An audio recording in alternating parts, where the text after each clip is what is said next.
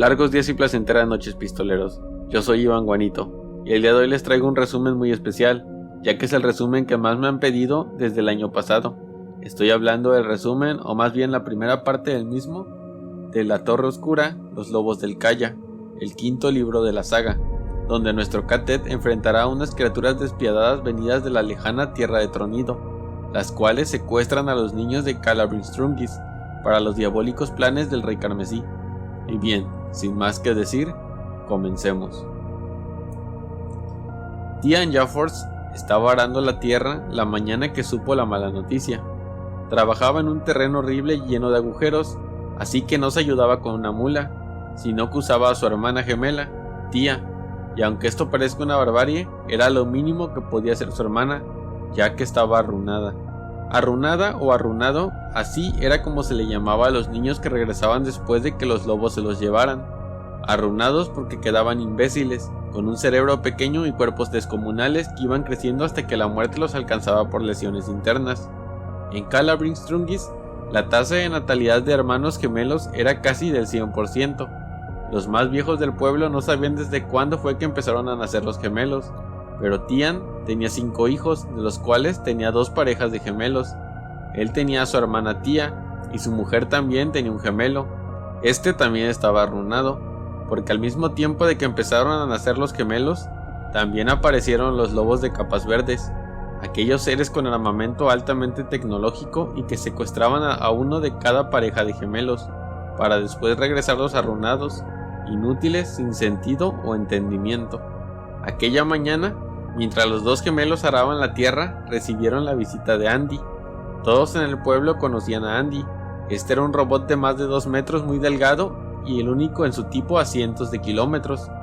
Este se dedicaba a enviar mensajes y leer el horóscopo según él. En su pecho llevaba una placa en la que se leía North Central Positronics. Andy se presentó con mucha jovialidad, como siempre, pero como Tian no estaba de humor, le pidió que fuera al grano.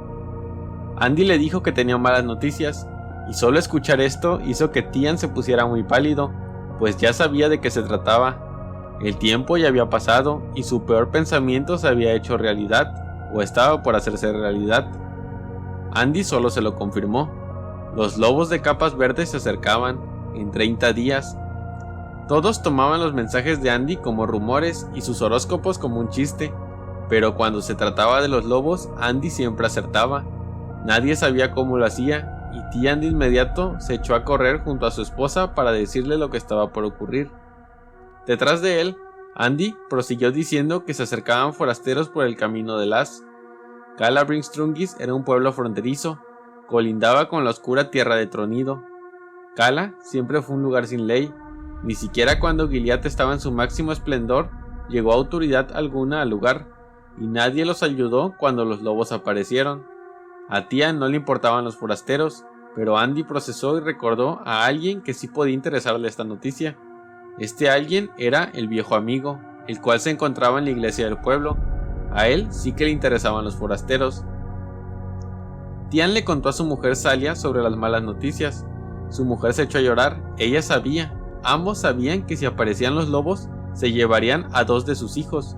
Por suerte, el 5.º hijo que habían tenido no nació con un gemelo, y este nunca correría peligro. Era uno de los pocos casos en el pueblo. Tian, lleno de ira, entonces explota y le dice a su mujer que convocará una reunión en el pueblo, ya que no quiere dejar que los lobos se lleven a sus hijos. Ella le trata de decir que esto es imposible, ya que estas criaturas cuentan con armamento altamente avanzado y mortal. Pero Tian no tenía miedo. Él prefiere pelear y le dice que va a convencer a los hombres del pueblo para luchar contra los lobos y derrotarlos de una vez y para siempre. Tian Jaffords convoca la reunión, donde asistieron casi todos los hombres del pueblo, además de un grupo de manis. Los manis eran creyentes de una vieja religión y que aseguraban podían viajar entre mundos con la ayuda de imanes. Tian comienza la reunión pidiéndoles el apoyo para enfrentar a los lobos en 30 días, a lo cual muchos rechazan esta petición, sobre todo porque aquellas criaturas estaban bien armadas, con espadas láser, snitchers o esferas rastreadoras con cuchillas que mutilan la carne. Son criaturas imparables que nadie ha tenido el valor de enfrentar en mucho tiempo. Los manis entonces sugieren que durante los 30 días que quedan, celebren en grande y después maten a los niños para que no sufran. ya que estar arruinado es incluso peor que la muerte. Todos rechazan esta idea. Wayne Overholser entonces se pone de pie y sugiere que no hagan nada, ya que si trataban de defenderse los lobos derramarían sangre que no era necesario derramar. Sí, se llevarían a un niño por pareja de gemelos, pero eso era mejor a que murieran todos. Se los llevarían y en un transcurso de 25 años regresarían. Habría una paz asegurada. Tian le refuta que él no estaba preocupado porque sus hijos son mayores y ya no corren peligro, pero la mayoría tenían hijos pequeños y estaban preocupados. Esto hizo enfurecer a Overholser. Además, Tian agrega que estos lobos no son algo viejo, sino que llevaban apareciendo desde hace unos 120 años, 6 generaciones. Antes de eso, todo había sido paz entre comillas. Él quería que los enfrentaran y los sacaran del pueblo. Otro ranchero sugirió llevarse a los niños lejos, pero esto podía llevar a que los lobos destrozaran todo el pueblo si no encontraban a los niños. Telford, otro ranchero, tomó la palabra y entre burlas le dice a Tian que aunque tuvieran el armamento necesario, ya que solo contaban con rocas, palos y una que otra arma oxidada, ellos no eran pistoleros, no podían hacer nada. Entonces, una voz en el fondo lo llama cobarde. Esta voz era del padre Callahan, al que llamaban el viejo amigo. Él había llegado años atrás, había levantado el templo del hombre Jesús y había vuelto a la mitad del pueblo en aquella religión. En su frente llevaba una cicatriz que muchos pensaban era autoinfligida. Todos en el pueblo sabían que era un extranjero, no de mundo medio, sino de otro mundo. Lo notaban en su forma de hablar y las cosas de las que hablaba. Ni los manis eran tan extraños y sin embargo infundía mucho respeto. Callahan empieza diciendo que él es el mejor ejemplo de un cobarde. En su pasado su cobardía le había costado caro y ahora no era el momento de repetir, era el momento de resistir. Tenían que enfrentar a los lobos porque Kala había estado cientos de años antes que ellos, no podían doblegarse por miedo. Callahan ataja diciendo que por el camino de Las se acercan 4 pistoleros, uno de ellos muy joven pero veloz como una serpiente, los otros 3 más veloces y certeros. Andy le había informado de esto, les pediría ayuda para enfrentar a los lobos, ese era el plan de Callahan. Uno de los granjeros se mofa diciendo que nadie les ayudaría sin una recompensa y que en Kala nadie tiene gran cosa que dar, pero Callahan continúa hablando sobre los pistoleros y que por ser descendientes de Arthur Eld no pueden pedir recompensa, era su deber como pistoleros ayudar para hacer el bien, era la vía de Eld. Además, Callahan tenía algo que podía interesarles, pero que les revelaría más adelante.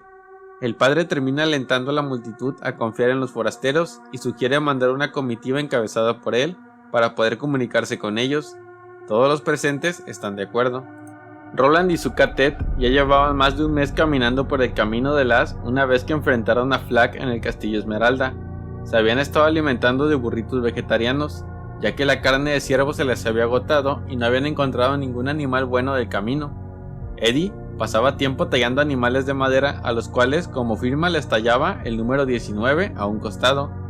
Este número se había convertido en algo muy místico para el cadet, casi como una firma. Era algo que se les venía a la mente muy seguido y que incluso podían ver en las ramas de los árboles y las sombras. Nadie en el grupo entendía el porqué o cuál era la importancia de este número. Al mismo tiempo, Roland les contaba historias de mundo medio, donde Jake, Eddie y Sue coincidieron al decir que muchas de sus historias y canciones tienen un similar en sus mundos.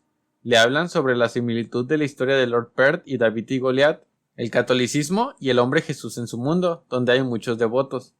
Roland le expone a sus compañeros el toque con el que contaba Jake, el cual parecía ser igual de fuerte que el de su antiguo amigo Alain Jones. Jake no parece estar consciente de este poder, pero Roland está seguro que lo tiene. De lo que sí está seguro Jake es que los están siguiendo. Roland confirma las sospechas del chico y se lo informa a los demás. Estos estaban preocupados, pero Roland asegura que sus perseguidores son inofensivos, que contaba al menos unos 6 y uno de ellos era menor que Jake. Eddie entonces pregunta si pueden llegar a ser un problema, y Roland le dice que no, que en realidad lo más seguro es que quieran ayuda. La noche que se dieron cuenta de sus perseguidores, Roland y los demás comieron de unos frutos que encontró Jake en el bosque. Estos, según Roland, tenían la característica de que podían causar sueños muy vívidos. Todos en el cadet soñaron y todos menos Susan notaron que no fue un sueño normal. que en realidad sí estaban en donde parecían estar. Jake, Eddie y Acho se encontraban en Nueva York, donde estaban viajando por el exotránsito. El viaje a Nueva York iba acompañado de un tintineo de campanas que perforaba el cerebro y era casi tan insoportable como el sonido de una raidura. Jake entonces apareció en Nueva York. Apenas avanzó media cuadra cuando se topó con Acho y Eddie, los cuales estaban tan sorprendidos como él.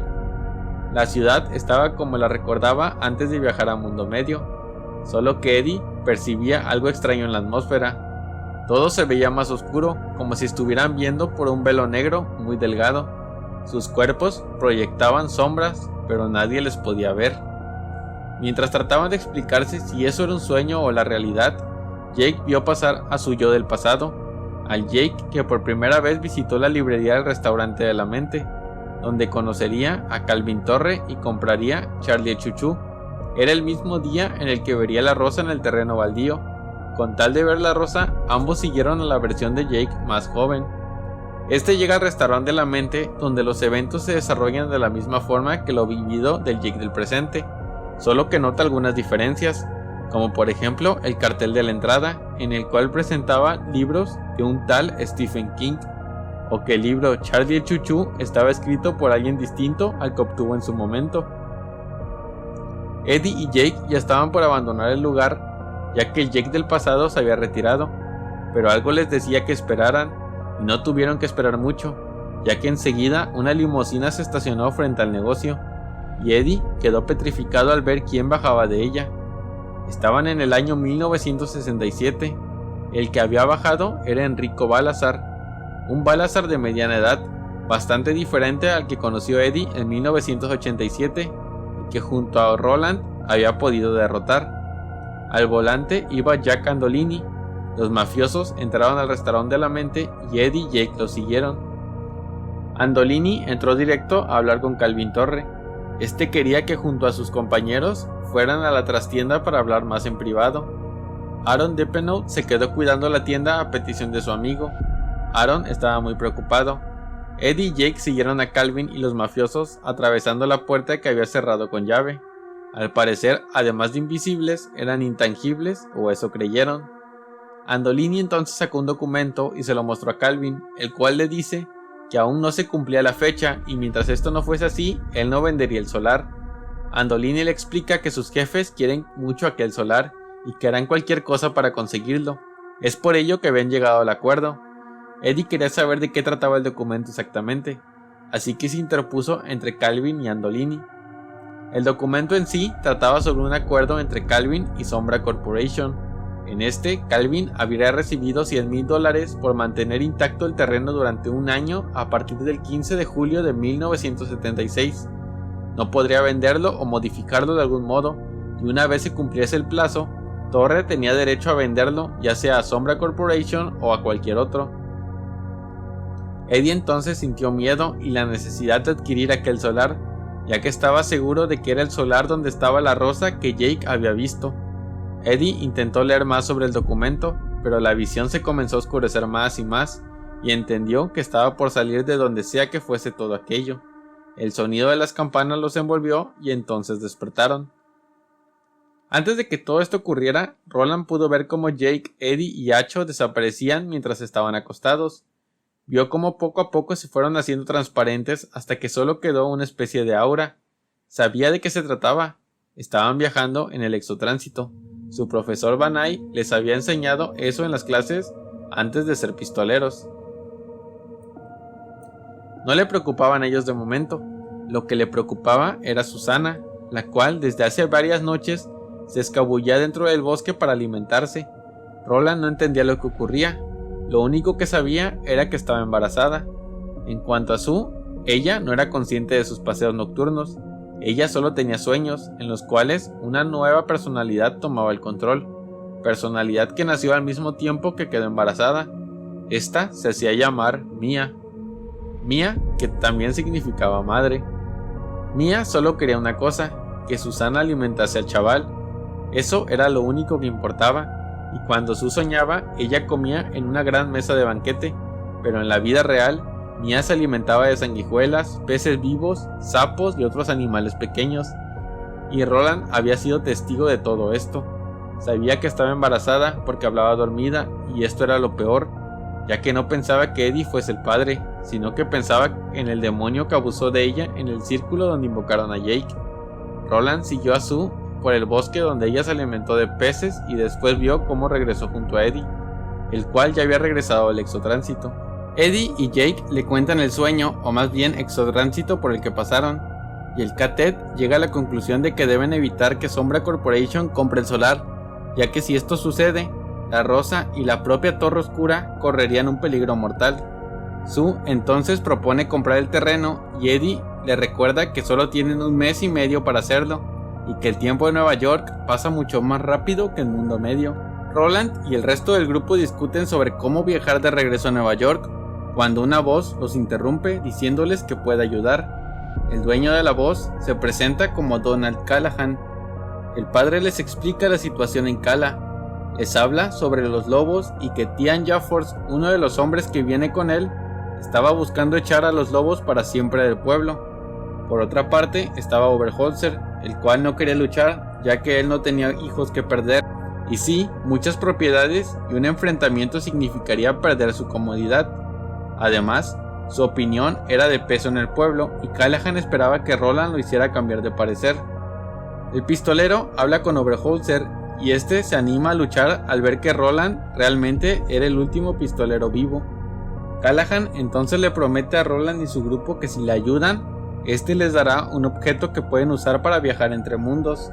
Se refería a la 13 negra, la esfera más peligrosa del arco iris del mago, la cual tenía bajo las tablas de su iglesia en Cala. En la comitiva que iba con Callahan y Tian también estaba Salia, su esposa, y Ben Stickman y su hijo Benny, que de inmediato se hace amigo de Jake, ya que son de la misma edad.